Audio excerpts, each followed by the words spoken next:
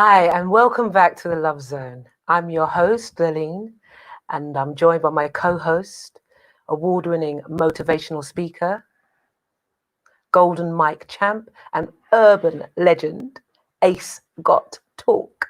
Ace Got Talk. Greetings in the name of His Imperial Majesty. Ace Got Talk. All praise due to the Most High. Jah Rastafari. How you doing, my gorgeous goddess? I'm very well. How are you? I'm feeling absolutely amazing. Good. Me too. Brilliant, brilliant, brilliant. So, they say two's company, but tonight three is definitely not a crowd. Who else have we got with us? We are joined by the wonderful Nicola Carter. She is a entrepreneur.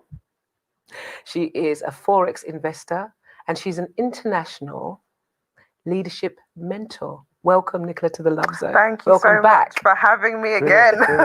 Brilliant. Amazing to be here. Brilliant. Thank you very much. Thank you very much for coming in.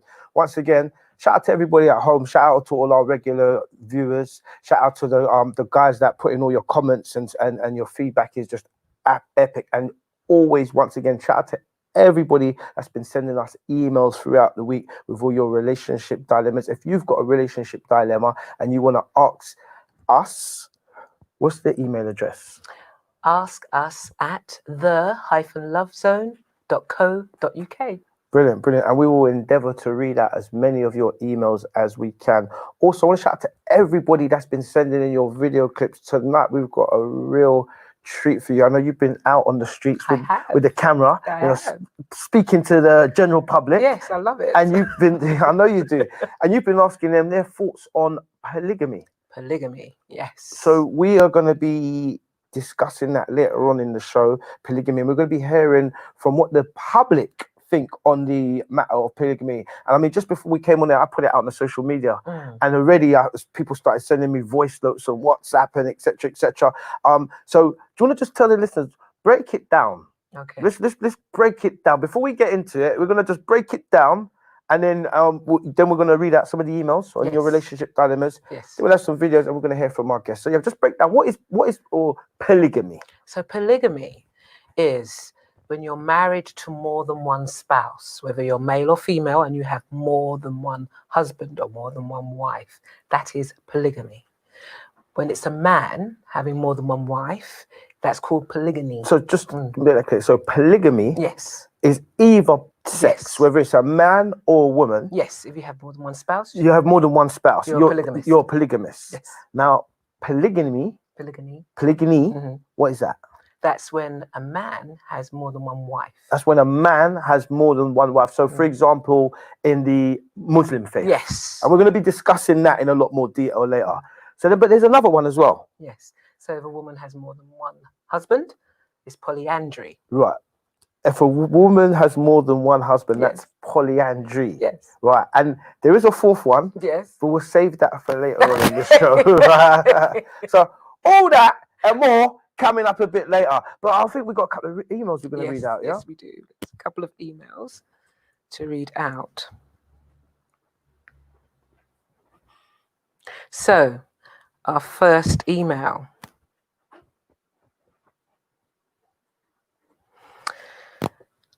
It says, "Hi Ace and Laleen. I'm 33 and never dated out of my culture before. However, I have started dating someone who I really like, but I've been experiencing negative responses from some family members because he's not the same culture as me. Do you have any advice on how to deal with this?" That's interesting. That reminds me of a similar relationship dilemma we had a few weeks ago on the show, and someone was asking about when should I date out? When should I date? When is it okay? When is it okay to date out of your race? Yeah. Out to date. Yeah. And today's question is, she's 33, never dated out of her culture before. She's met somebody, mm-hmm. but experiencing negative responses from family members. Interesting.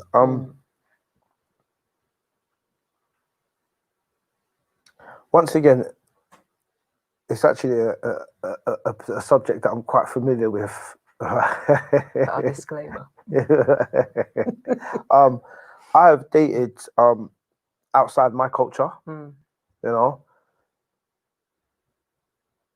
I mean, and I have experienced in the past, not myself, but the person that I was dating, their parents wasn't particularly happy with her choice of partner based on my skin complexion.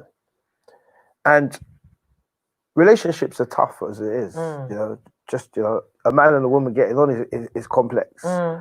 And the added pressure from, you know, parents and friends and, you know, society, it doesn't help. It doesn't help. But it's got talk. I've said it before, I'll say it again. Love has no color. You know, so when it comes to the question of dating, you know, I say love is colorblind, you know, and ultimately it's all about it, with respectfully to your parents and your friends, it's all about you and making the choices that make you happy at the end of the day. You can't live your life for other people. Yes. What do you think? I think I agree with you. I totally agree with you. You have to live your life for yourself. However, in some families, you know, who are very close, when you're very close to your family, some people find it very difficult when they're getting negative responses from family members. And sometimes people, you know, families want to shun you if you don't want to follow what they believe is right. So it's true, you have to do what's right for you, but it can be quite a difficult experience for some people. I'm going to put my cards on the table. I mean, I've done this often before, on the show, and I think it's often, when I talk, I like to talk from a place of authenticity. And I use myself as an example because it's real life. I dated an Asian girl for many years. And her father told her point blank, do not do anything to disappoint me. Now that's peer pressure. Absolutely. That's peer pressure and a half. So, like I said, I've experienced these scenarios first hand, you know, being, you know, dating like I said, an Asian girl, and her father told her, don't do anything to disappoint me. But he's already instilled in her for years, she mustn't bring home a man who is not Gujarati. Right. So when she's at that age where he's suspecting you're probably out, you're probably seeing boys, I haven't really seen you bring an Asian guy home, or, you know, I've tried to push you into arranged marriages and stuff, and you've made all kinds of excuses. So parents aren't stupid. They got an inkling. So then they start thinking, I wonder if she's seeing a Muslim guy, or, you know, God forbid, a black man. You know, and that opens a can of worms to something which is quite normal for anyone who's gone through this experience. That is, you speak to a lot of Asian people, just changing the subject slightly, but while we're touching on this now, I'm going to throw something else out there, because over the last couple of weeks, twice we've had emails in relation to culture. Yes. And I want to throw this out there. I want to ask this one to the audience. I'm just gonna provoke the thought, and then leave it for you guys at home to tell us. And I wonder if you've got any similar experiences. Like always, send us your email, send us your comments. Once again, the email address is ask-us@the-lovezone.co.uk. Right. So I'm going to put this one out there. Ace Got Talk. I've dated quite a few Asian girls, and it is totally unacceptable in the majority of Gujarati households for a Gujarati girl to bring home a black man under any circumstances. You do not bring a black man under this roof. And the ones that have actually openly come out and said, you know, I'm dating a black guy, they've been disowned. I've seen all them things, their first-hand experience. This isn't no pie in the sky stuff. I'm talking about the life me live. Yeah. So, like I said, you're not allowed to bring a black man home. And the ones that have tried to, you know, be honest with their parents, kick out, disowned, family shunned them. But it is perfectly acceptable for those same Asian girls to bring a Caucasian man home. It's frowned upon, but accepted. John gets accepted into the family. So I'm throwing that one out there. Yeah. What's your thoughts? Yeah. What's your thoughts? And have you experienced something similar? We'd like to hear from you. Do you have anything you want to say on the subject? Yeah, I was just, when you was talking about that, they've been shunned and they've been disowned. It's a hard thing for them to have to deal with. You know, just like what this person's saying, it's a hard thing, but your whole life is going to change. So it must be quite traumatic, quite hard for someone to have to experience something like that.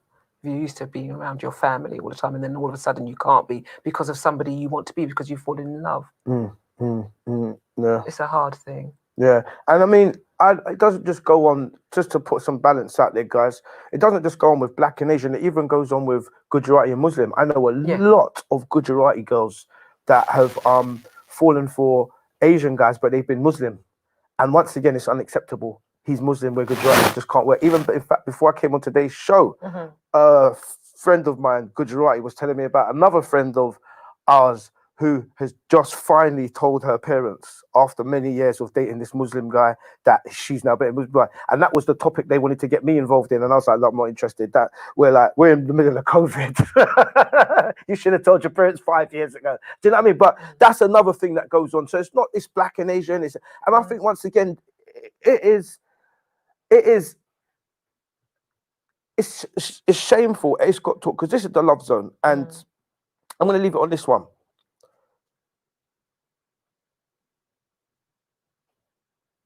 Race doesn't create racism. Racism creates race. It's got talk. This is the love zone. Race does not create racism. Racism creates race. Shall we move on? We shall move on. All right. So our next. Videos. We want to do another email? Okay. How are we doing for time? I think we can start getting out the video of them now. Videos? Okay. Let's go into it. So as usual, right? Tonight's show, as you know, guys, it's about polygamy. You know, so before we started to get into the little mix, didn't we? Right, all three of us. So, and welcome, Nicola. I don't want to leave you over there too long. Right, Nicola Carter, we want to hear from you. So, it's about polygamy. What's your thoughts on polygamy? For me, that's a no-no. For me personally, no. I don't believe that marriage, from my personal experience, of course, thrives when you start including more than two people into the mix, unless it's kind of an arrangement. And when I say an arrangement, I believe like marriage, the fundamentals of marriage come down to love. And I don't believe truly that you can really devote your fullness in terms of love to more than one person at a time. So if there are other considerations, like some people, you know, they might have marriages for status or for security or for children and them kind of reasons, that's more of an arrangement to me. That's not marriage as I know it to be.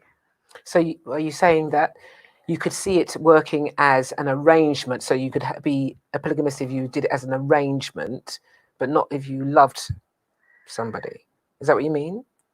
Yeah, I think for me, like if you're talking about marrying multiple people, obviously within different cultures, it's different. They view marriage differently. Some cultures view marriage kind of like an arrangement. It's for the procreation of the family, and you know, to enlarge the family and to have status and to have certain things, and therefore having multiple spouses is perfectly fine. You know, some people, they get married and they're not in love with the person they marry at that time. They may develop feelings further down the line, but the purpose of marriage was not, I love you, therefore I'm marrying you. Do you see what I mean? But if you marry for love, I don't see how you can marry for love and then marry for love and marry for love and marry for love. So you don't believe that they can love more than one person? Not true. Not without mess. Not without mess. Not without mess. Interesting.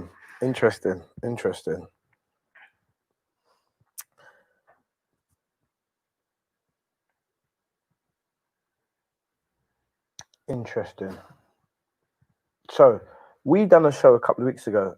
We done sex before marriage, and I asked the $1 million question on that show. I said, "What came first, the chicken or the egg?" Because I think we know the answer to that one. Human beings have been on this planet for hundreds of thousands of years, and we've been forming relations and populating the planet. That's how we managed to get to every corner of the world. And we've been doing that process of coming together and populating, as them say, go forth and multiply. We've been doing that a lot longer than the concept of marriage. Absolutely. Absolutely. So what's your thoughts on that?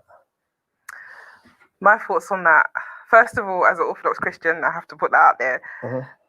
We view the concept of marriage as starting with Adam and Eve. And even though if you're talking about marriage, white dress, church, all that, the formality of marriage, the fact is marriage is a union. Do you see what I mean? Between one person and another person. And for me, that is how it was established and that's how it should be. Do you see what I mean? It's not one person and another person and then, oh, I like that person too, let's add them in. That wasn't how marriage was established. So, do you see what I mean? That's, yeah. Carry on, did you want to say more? No, okay. That's that. So the idea then, how marriage was established. So the idea that you had a village, whereas you had your partner, but if you've liked the look of one of the other men for the village, you'd go off into the bushes and have fun and come back, but you're still with your relationship with your partner. That used to go on a lot. And then when you got pregnant, you didn't know who it was for, Jack or Tom, but the whole village, it didn't matter because the whole village was raising all the children. There wasn't an ownership on it. So when you say it went back with Adam and Eve, it's not necessarily so that it went back with Adam and Eve, because it was a lot of people just making love and having relations whenever they felt to. Why the importance of marriage came into and establishing lineage, which is why marriage started, so that you knew who was going to be inheriting and things like that. The man wanted to know that his line was his line, how marriage came in. So what do you think of that? Yes. Can I read the comments out? Yes, yeah. Yes. Brilliant. Shout out to everybody that's putting your comments in on the live feeds on the YouTube and on the Facebook. I want to shout out to all our regular commenters coming in. Shout out to Stunt Legacy, and he says family is very important. Family most times have your best interest at heart, right? I also want to say shout out to the message that this gentleman's put here. Says, I'd be interested to know the reason why this person is dating outside their culture. Somebody they fell in love with. Yeah, I would say that as well. Personal preference. I don't think you need to have a reason more than that's who you're attracted to. She said somebody I really liked. I started dating somebody I really like. So yeah. Couple of more comments in there. Someone says, after everything I've learnt from Dr. Umar Johnson, I have to reevaluate. So I think that's in relation to polygamy, you know. And one more coming in there from Stunt Legacy. Again, he said, if a man can afford to maintain more than one woman, then each to their own. So it's got talk. I'm just kind of letting you guys, you know, let it swirl around, let the comments come and see what you guys are going to say. And then I'm going to start to, you know, pattern things up a little bit and set the tone. But let's hear from let's have our first video. Yeah. And then we can start to really open the can of worms and get into the crux of things. Yeah. Let's just rock and roll. Thank you for answering questions on the Love Zone. My first question is, how do you feel about polygamy, which is more than one legally married spouse? Polygamy. I'm gonna say this right now. Like, if you're looking to get married, just be with one person. But because if you try to be with more than one person, it's gonna be difficult because other person that you're with might get jealous of other relationship, and it might be a bit tricky. It depends on who that person is, well, because obviously you can get those girls up. They're freaky, they like that kind of stuff, and they like to be more than one of them, threesomes or foursomes, whatever you want to call it. But if you're gonna be loyal to someone, just be loyal to that one person. Okay, and if men were allowed to do it, do you think that women should be allowed to do it too? Yeah, of course, because if women are doing it, men can do it too. Because obviously, we're both human. Do you know what I mean? Yeah. So I say if a man wants to have 3-4 girls and he can do that, and if women want more than one guy, then so be it. Brilliant. Thank you so much for being part of the Love Zone. You're welcome. Brilliant. So let's got talk. I'm going to set the pace on this conversation, yeah? Let's start to speed it up a little bit. So we're talking about polygamy, and that's either a man and a woman, man or woman having multiple partners. and then we've also got polygyny, Mm-hmm. and we've also got polyandry. Mm-hmm. So I want to start by talking about polygyny Mm-hmm. in particular, Mm. and that's the concept of a man having more than one wife. Yes. And I want to have this conversation from an unemotional perspective, really more from a practical solutions perspective. And also not only that, but also not only practicality, but psychology. Because Ace Got Talk, I'm a thought provoker. Mm. So let's start with the psychology. We all know that, just like in my story, once again, it always goes back to eagles and chickens every time. It will, that's his signature. The farmer that took the eagle's egg and placed the eagle's egg in the nest with chickens, that eagle grew up amongst chickens, so all he ever knew was chicken stuff. He was a born eagle. So when we talk about the concept of marriage, this is something that we're born into. We've been born into a society, and we've been born into a particular structure with a particular mind. That's all we know. Just like the farmer that took the eagle's egg and put it in the nest with the chicken. So even when you ask the question, the majority of people that you're asking the question to are going to give you a biased answer.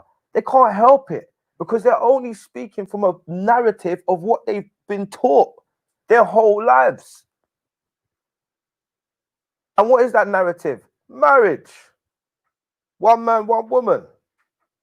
So it's a very difficult conversation to actually have with balance.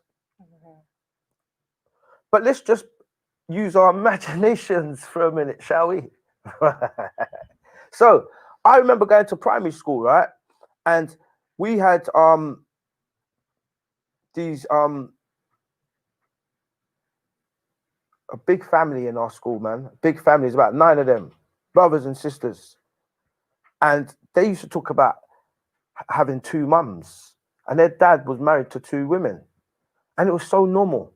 And I grew up from a young age watching families function like that. A man with 2 wives. A friend of mine, he's a Muslim. His name's Hamza. Shout out to Hamza. Hamza married 3 wives. And I've watched them get on like sisters. They're all in the kitchen cooking together.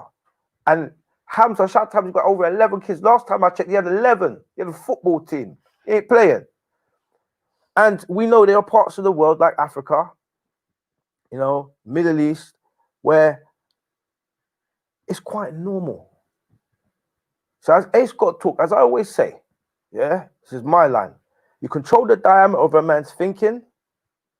You control the diameter of a man's knowledge. You control the circumference of his thinking. I'll say it again. Ace Got Talk. You control the diameter of a man's knowledge. You control the circumference of his thinking.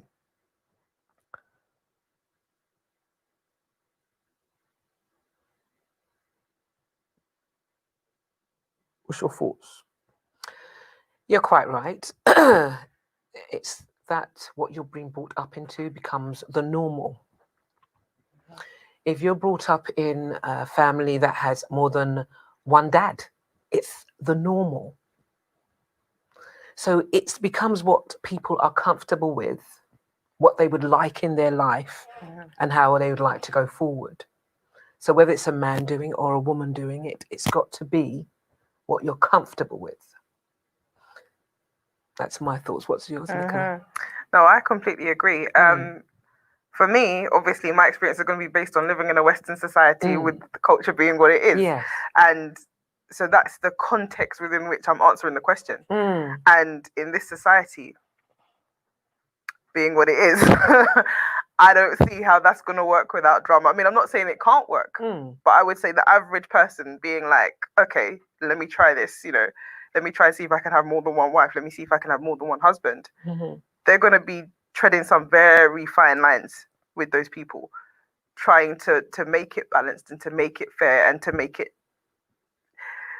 To me, it just spells difficulty. Is it necessary to do it? Like, yeah, for me, it's just Well, I'm not advocating anything in particular. I'm just setting the table for the thoughts to be provoked, and I'm on the narrative of polygyny at the moment, which is a man marrying more than one woman for reasons, because when we turn the tables around on it, the dynamics change, you know, and I'm happy to do so. But I'm just saying I've seen it work I can't really talk about. I have never witnessed personally. I don't know any women that have had 3 or 4 husbands for me to give that kind of perspective. But I've grown up from a young age and seen many men have multiple wives, and where they came from, you control the diameter of a man's knowledge, you control the circumference of thinking. That was normal. And going back to the question I posed about what came first, the chicken or the egg, where did this concept of marriage come from? When did it start? Who was the one that decided we needed to get married and why? We need to look into these things, right? Why do we have to go to somebody to get a license? Why do we have to get someone's permission to get married? Where did this come from? What was we doing, our ancestors, hundreds of centuries ago, before these Western concepts got embedded into our psyches? But this is what I was just saying to Nicola about the lineage. It was to do with the lineage. So that who would be inheriting from you? So who was coming from your loins? That's why the whole concept of actually owning and marrying and having that one woman had to be just with you, so that she be sure that what came out of her body came from you. Well, it's interesting you say that, because I was doing a little bit of research this week, you know, and I found a very interesting article that was written by the Independent newspaper. Okay. I think I sent it to you. Okay. Should we have a little read? I think the article was entitled, Where Did Polygamy Start, or why? Just like I was looking into where did marriage start? And I've just thrown a few nuggets out there. I want people to go and do their own research. Why do we need to go to somebody else? Think about that. If me and you were unifying Salisbury, why do I need his permission? Do I need to get a certificate? But that's something you've got to look into. But just like I was looking into the depths of where this whole marriage concept started, I was trying to find the origins of how far polygamy went, to just really do some reference with that. But that article, it's the Independent, isn't it? Yes, It's the Independent. And what's the title of it? What are polygamy's origins? What are polygamy's origins? Origins and lemons. Okay, it says no one knows, but there are clues.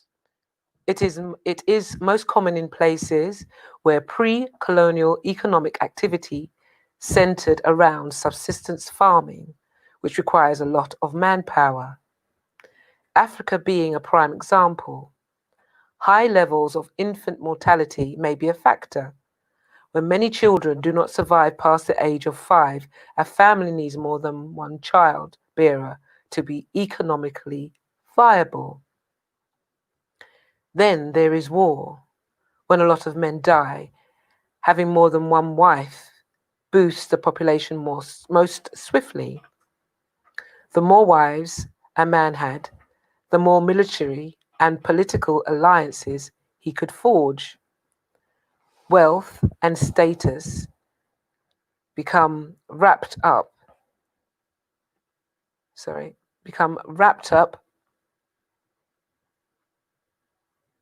can't see that one now. Is that next screen? Yeah, sorry. Go on. Wrapped up in the number of wives a man had. A larger family became the source of pride, while a smaller one was a symbol of failure and shame. By contrast, in society with too few resources and too many people, polyandry is a way of limiting population growth. A woman can only have so many children, no matter how many husbands she has.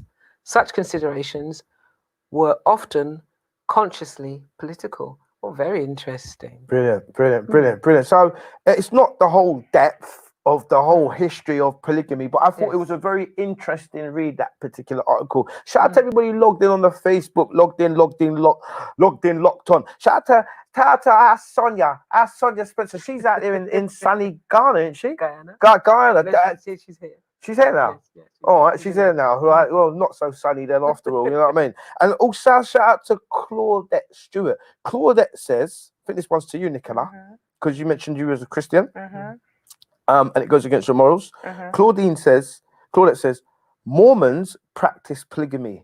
Aren't they Christians? That's a whole nother show. Is this so? Are you sure? It's this one. It's polygamy. It's this one. Thank you, Claudette, for that one. Is it? I don't know. Is it this one? Is it this one? Well, it is because they are Christians, aren't they? So what do you think about that then? Wow, hot seat. Oh, it's hot in here. Okay, all right. So, from the perspective of orthodoxy, right? If you trace back Christianity, and I'm going to say this in a nutshell, very, very briefly. Okay. Take your time. We've got time. He's like double bill. If you trace back Christianity, right, to its origins, right, where Christ was here and established his churches, where he started his original churches, where he sent the apostles to go and to preach and to start to replicate what he had taught them, that's where the Orthodox churches started. Through time, those structures, those establishments were mutated and adapted and changed for various political reasons. Do you see what I mean? You know, disputes and falling outs between the churches, and over time they adapt. And you know, the most common example of that, like you know, the Roman Catholic Church used to be the Orthodox Church, and through various, you know, spiritual disagreement, they then kind of were separated and then became the Catholic Church. And even when the Romans invaded, and then, you know, we've got King Henry VIII, he disagreed with Catholicism in that he wanted a divorce. It wasn't permitted. He started his own church. That is where you get these evolutions of different churches, different practices, different beliefs. So if you're saying, are they all Christian? Under the broad umbrella of Christianity, that's why you have so many denominations, because if they didn't agree with something, or for political reasons, there was a dispute, they said, okay, we're doing it this way.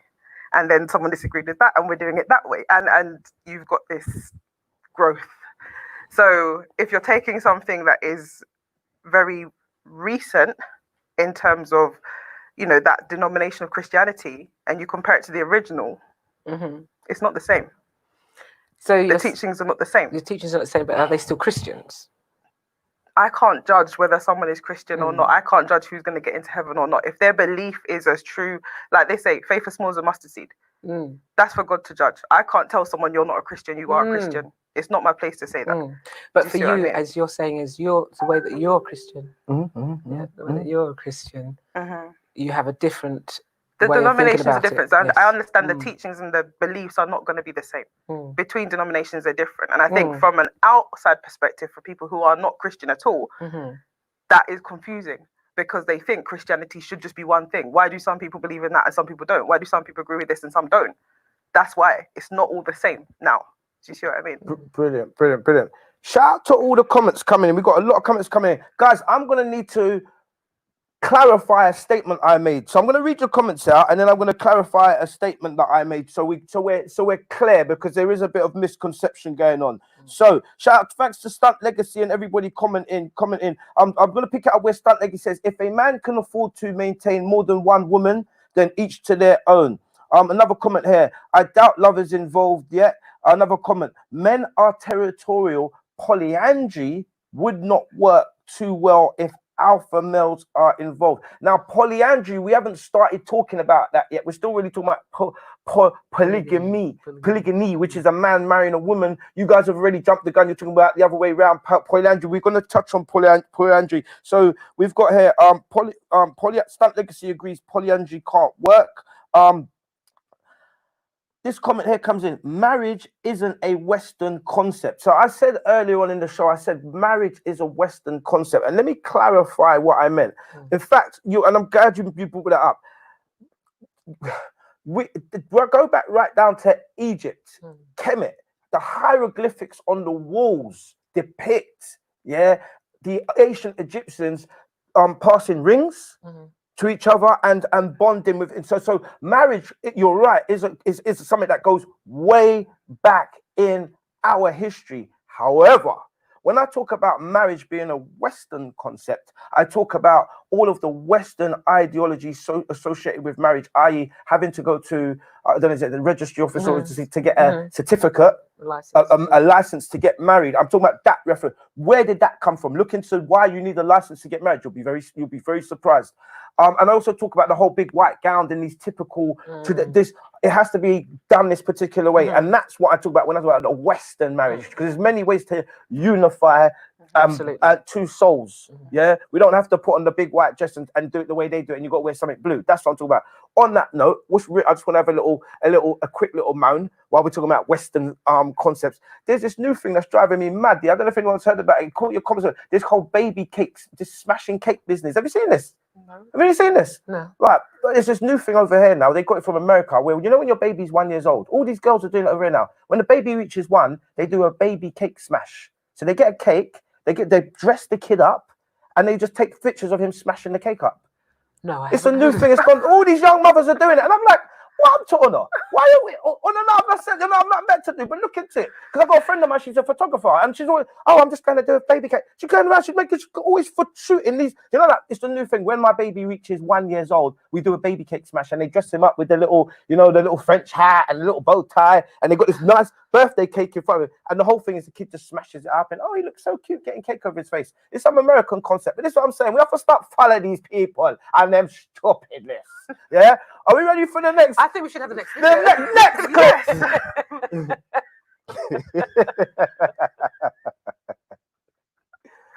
Oh dear. Hi guys, thank you for answering questions for the Love Zone. My question is, how do you feel about polygamy? Can you go first? What, me first? Yeah. My personal opinion is it's up to you, whatever you're comfortable with and whatever you and your partner are comfortable with. We're in a monogamous relationship. That's how we have agreed to be. But if someone else wants to be in a polygamous relationship or marriage, that's up to them. I don't really have any problem with it. Okay, and you're? Yeah, I pretty much share the same sentiments. It's consent, isn't it? If people are happy to be in a polygamous relationship, then so be it. Polyamorous, whatever you want to be in, as long as the other side knows this is what you're in, then there's no problem with it. Excellent. And do you feel if a man can be a polygamist, do you think a woman should be able to be one too? Like, why not? Why is it just men that are allowed to do that? I think it should work both ways. Again, it's down to consent.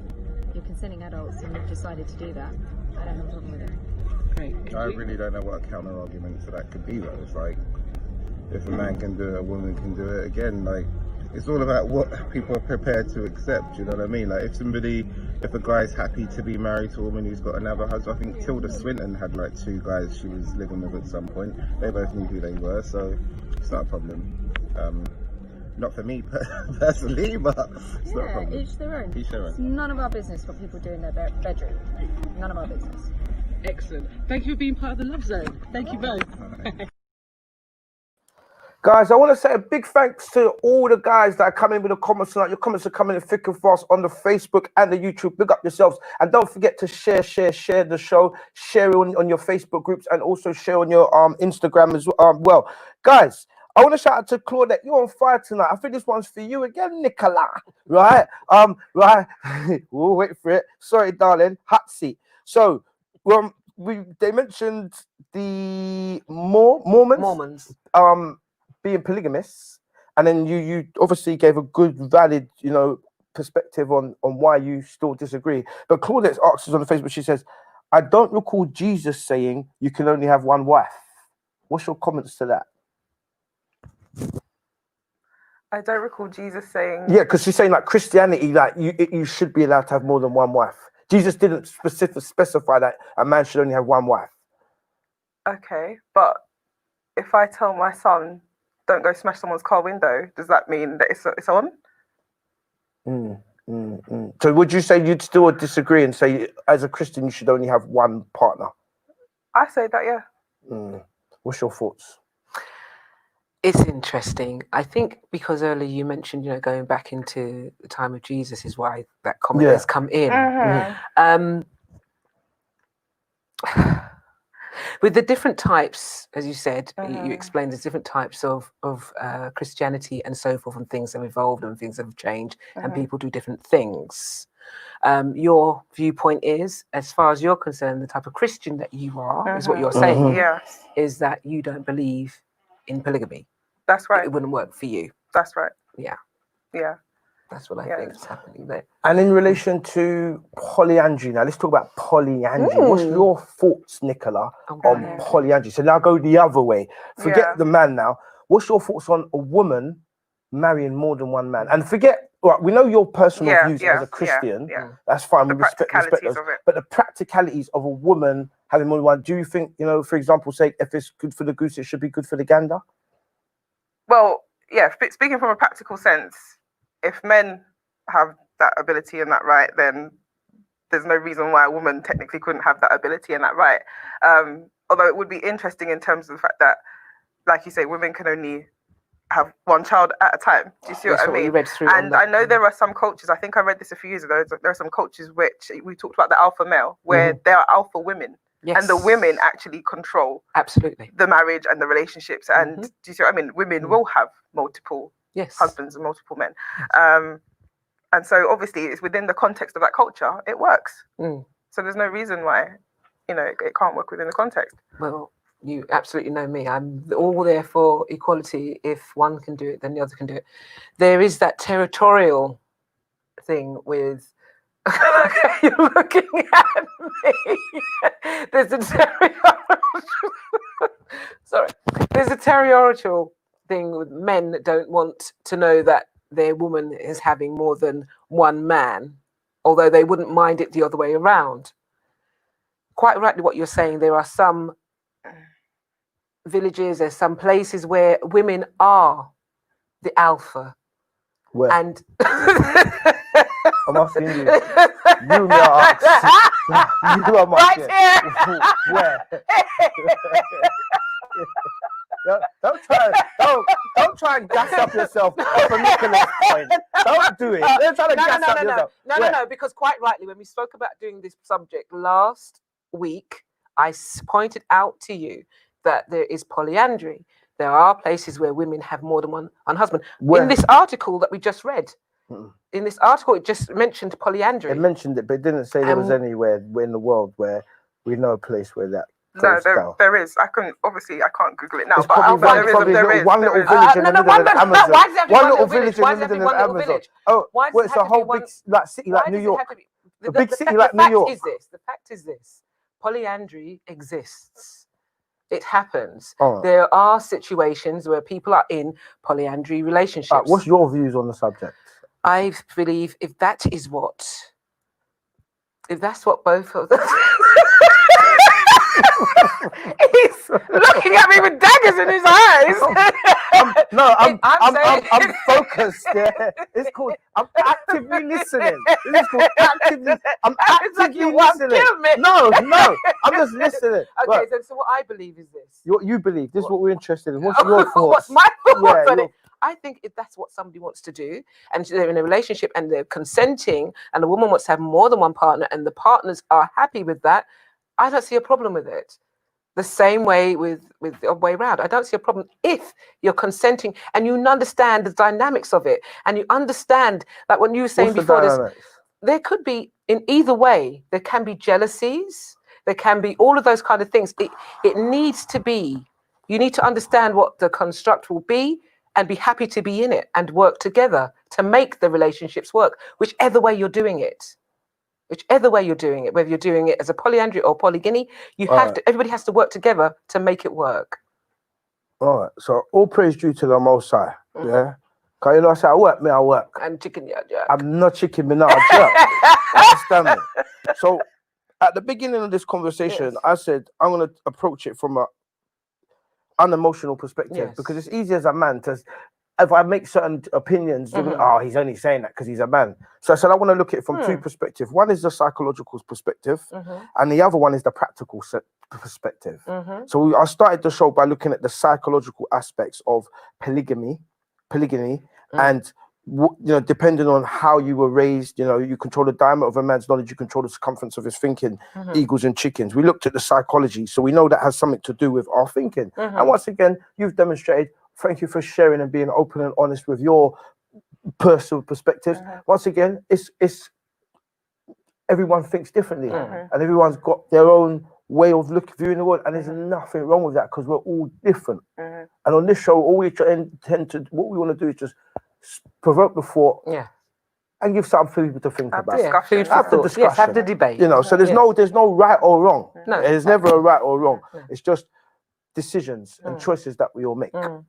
So we looked at the psychological perspective. Mm. Now I want to look at the practical perspective. Mhm. Now, quite some time ago, Mm. I know that the ratio to women to men on the planet was 13 to 1. There was 13 women to every one man on the planet, and that was a while ago.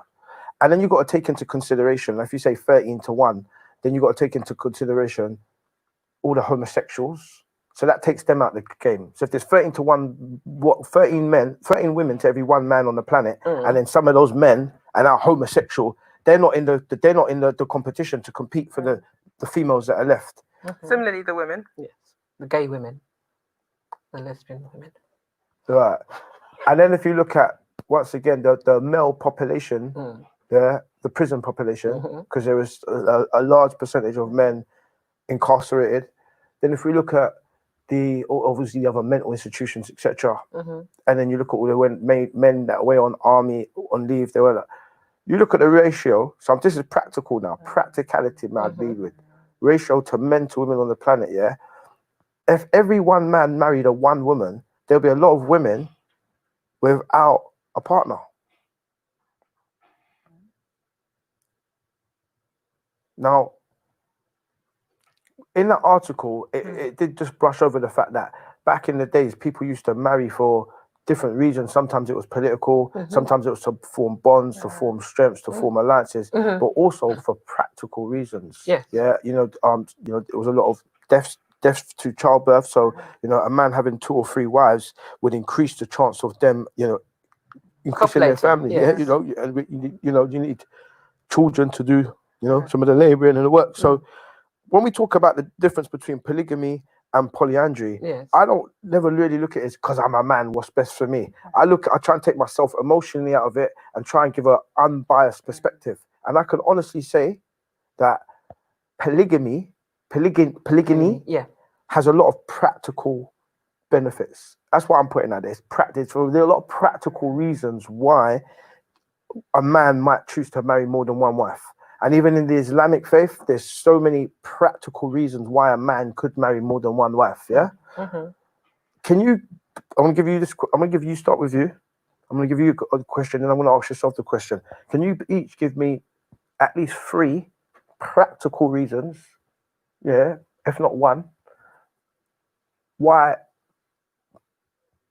polyandry the other way around makes sense? Because I can't think of any, and I'm being serious. Well, in your article here, Okay. in your article that you gave me to read, it was saying when you have overpopulation, when you wanted to bring down the population, that's why they said polyandry was there, so that the woman had more than one husband, so that therefore she can't produce as many, so she has more than one husband to bring the population down in places that are overpopulated. Yeah, that's what this article's just said. That's what I just read for you. That is not a practical solution. If it's overpopulation, Can I finish my sentence? Yes, of course you Right. can. We But it live- is. That is not a practical solution. I'll tell you why. We live in a world that is made absolutely perfect. This world is abundant and there's more than enough for all. There's no such thing as overpopulation. This is a man-made construct. Yeah? The universe can't overpopulate. If you understand the universe, we're constantly expanding. The universe can't overpopulate. So have you got any other reasons? Over practical, because I don't want to start defending that one, because It's not about defending it, but doesn't that work both the same way? If it's no such thing as over, is there such thing as under? Because your reason then that you need to populate more, so you have more than one wife. I didn't give any. We just had that in the discussion. No, I didn't give any practical reasons there. I'm just saying. Okay. There's many All practical right. reasons. We're just going on the fact of, Okay, can you give because me a when- practical reason for polyandry? As far as I'm concerned, if consenting people want to have that as a type of relationship, We covered that already. We covered that Then earlier that on in the is show. it. If you can't, That just is- say no. Just bow out and say I can't. It's not about a practical. When you're No, living it is, a- because it's a question I've asked. for a practical reason. Yeah, if you can't give one, just say I can't give a practical. There's no point being wrong and strong. This is what I look It's at. not about And being so if wrong you or can't, strong. if you can't, then just because remember what happens with the clips, right? And once again, it's I told you this. If you control the diameter of a man's knowledge, you control the circumference of his thinking. Whenever we have any male-female conversation, Yes. well, if it's good for one, it's good for the other. It's just the easy way to just, and that is. It's not Can I what I'm finish? Can I saying. finish? Yes, It's damaging. So I want to go deeper on it, right? I want to go deeper. So I'm saying, have you got a practical reason, right? We're not gonna that you can give why it would be practical for a woman to marry 4 husbands in one go. For one woman to have 4 husbands. That's it. I've got 4 different men that I'm sleeping with, married to. Right? Give me one practical reason. If you can't say, I can't. In certain countries where there is less, like you're saying, some places where there's less men, yeah, where there's less women to men, yeah, there's less women to men. I think like Guyana is one of those, yeah. There's more men and less women, so they might have to share because there's not as many women available to them. Yeah, so that's a practical reason. Not a practical reason for a woman. All right, cool, fair enough. That's your answer. Okay. Let's move on. Nicola, darling, can you give a practical reason why? It's just a conversation. It's not an ace versus you. Just we're talking practical reason. You should give her let her answer for herself. It's like let her answer for herself. She's got time. A practical reason why women would have multiple husbands. If you're trying, hang on, let me think about this.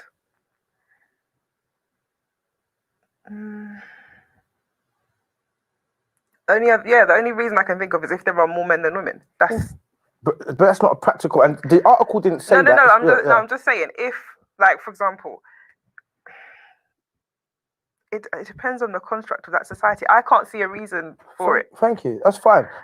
Because all I wanted to get down to is the fact that any conversation we have about a man versus a woman, it's easy to say, yeah, well, if it's okay for the man, it's okay for the woman. If it's okay for the woman, it's okay for the man. And what we need to do, each one teach one. Perfect harmony in life is masculine and feminine energy. You can't have one without the other. You got all masculine energy, it can't work. You got all feminine energy, it can't work. You have to have a balance of both. But this is the love show, and we try to get to the crux of the dynamics of a relationship. And it's got to, I'm putting this out there. The dynamics of a good, healthy relationship is appreciating each other's differences. Absolutely. I don't want to be like you. And I don't want you to be like me. Because I bring something masculine to this party that you can't bring. And you bring something amazingly feminine that I could never replicate. But us respecting those differences in each other is what it brings that unison and that harmony. Do you understand me? So even when we have a conversation like this, where we talk about maybe a man marrying more than one wife, or a woman marrying more than one man, we could take out the lust. We could approach this from an unemotional. It's not I want to have 10 women, because any man could get 10 women. But I'm saying from a practical, I've looked at this from a practical point of view, and I've looked at, like I said, the reasons why in Islam a man can marry. One reason is this: is you might have a brother man, friend of yours, and he dies. Unfortunately, car accident. He left his wife and 4 kids. Right, rather than just do what they do on EastEnders, Fireford Bond and Coronation Street, where my man's just slipping around there and slipping one in his brethren's missus. That's no good. That ain't productive. You know, so in Islam, they say it's better you marry the woman, you take her on as your wife, and you take care of that family. So you're taking on a responsibility. That's a practical reason to marry, and like you're and it's got to be done consensually. So you have to go home and say to your wife, look, I would like to marry so-and-so. And if your wife gives you permission, I'm not saying this for everybody. I'm not saying it's right. I'm just giving you, I can see the practicality in that. Equally, that can then be an argument for polyandry. In that if the mother of a family dies, leaving maybe young children and a husband, a woman that already has her own family, has her own husband, could take on that family. Which is what I meant. No, don't do it. You're jumping on. I'm not, because you're jumping on what Nicola said. I was trying to give you that same scenario. And you used that. All right, cool. The practicality of it. You didn't say that. Look. Okay, go on. Let's go. Look, because we could rewind the tape. When the question was posed, you didn't say what she just said. She just gave a practical reason of her, and that was authentic. So let her have that. Don't say that's what I was trying to say. And you misquoted the article because the whole article was talking about polygamy and the practical benefits of polygamy. It mentioned the word polyandry at the bottom once, and you've sung that. Oh, and it mentioned this, and you've misread the article. But I'm not going to even dwell into No, you're wrong. You're wrong because it's not misreading an article. All right, let's read it again. Okay, you want to read that section? All of it, all of it from the TOP. Okay. Because if you listen to the article's talking about the practicalities of a man marrying more than one woman. Yeah. Okay. Let's read it out from top. Nice so no one knows, but there are clues. It is most common in places where pre-colonial economic activity centered around subsistence farming, which requires a lot of manpower.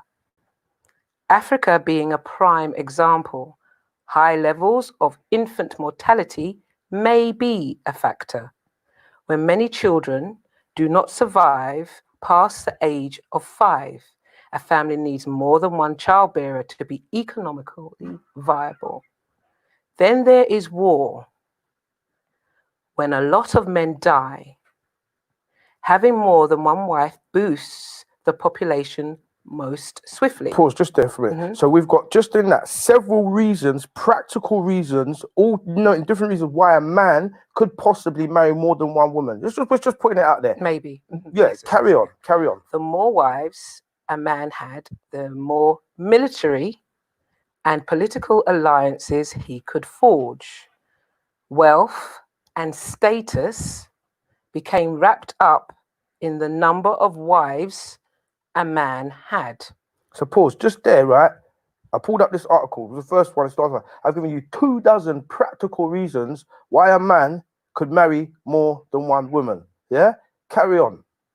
A larger family became a source of pride, while a smaller one was a symbol of failure and shame. Now they haven't mentioned polyandry yet. That's why I said I gave you a big article and you've taken one little bit and tried to smear the article. That article's all about the practicalities of why I'm at. And that's the Independent newspaper. That way I didn't even go deep. That's all the practical reasons. Like I said, we're not talking about lust. We're just talking about practical reasons. War, famine. Wealth and status is not a practical. No, but all the others, warfare. You're doing that again. You're picking holes in the article. Carry on reading. Let's just finish the article. But okay. By contrast, in a society with too few resources and too many people, polyandry is a way of limiting population growth. And I'll say it again, that's not practical. Just because it was written there doesn't make it practical. So you jump to that because you had nothing. Oh, well, the article says it doesn't make it practical. But anyway, I'm going, Nick. Can I add some balance? Yeah, go on. Okay, so if overpopulation is not a practical, if overpopulation is not a practical reason to have polyandry, right? That's what you're saying. I don't believe in overpopulation. Yeah, I know, but if you're saying that's not because you don't believe in it, then is there such a thing as underpopulation? Which is a question. Hang on, wait. Is there such a thing as underpopulation? In your mind, if there's no overpopulation, is there underpopulation? No. Okay, hang on. So if there's no underpopulation, then losing manpower through war or disease or death or whatever, and therefore you have reduced numbers, which is underpopulation, right? Does that discount those? When you ask a question about population, we're talking about population as a whole world. But you could have underpopulation in your family. But it doesn't mean there's underpopulation in the world. No, I know. You understand? Yeah, underpopulation in your family. I'm talking about within whatever let's break this down, because this is interesting. Because I've got 2 women, 2 against 1, which is beautiful. So, all right. So, I want to ask it one more time, then we're going to move on. Yeah, but if you're happy to, unless you want to say something. But here's the joke. So let me just flip it on the script because it's fine. I think I've exhausted the point. Can you give me another reason then? So can you give me, because I've given you 24 reasons for the practicalities of polygamy. You've given me 1. Right. Yeah. Can you give me another? No. It's only the balance. That's what I'm saying. If something applies in the polygyny sector because of a certain reason, if the reverse happened in a different society that would, for me, balance it out for polyandry. Yeah. But only if it works for one, if the reverse happened, then that would be the reason. Brilliant. But, Guys, yeah. it's a mad thing. And I can't believe the time's just flown away with us. Right? We We're haven't finished doing the swiftly videos. running out of time. So what we're going to do is we're going to finish this conversation next week. We've got another 2 videos to play, and we want to hear, well, from what we've started tonight, we want to hear your thoughts and comments. I know the inbox is going to go nuts this week. Where's the email quickly? Ask us at the-lovezone.co.uk. Brilliant. So join me and my beautiful Royal Empress of a Goddess co-host Lillian next week, same time, same place. And do you want to just give them the outro? Thank you so much, Nicola, for being with us. Thanks, Nicola. God bless you, man. We And love thank you, you for putting my Nicola. point over again. No, thank you for having me. I'm Thank just you here so to much. discuss and understand. That's But thank you so much for being with us. I hope you enjoyed being on the Love Zone. Yeah. We hope to see you again 8 o'clock next week. Yes, yeah, man. Until then, stay blessed, Salud.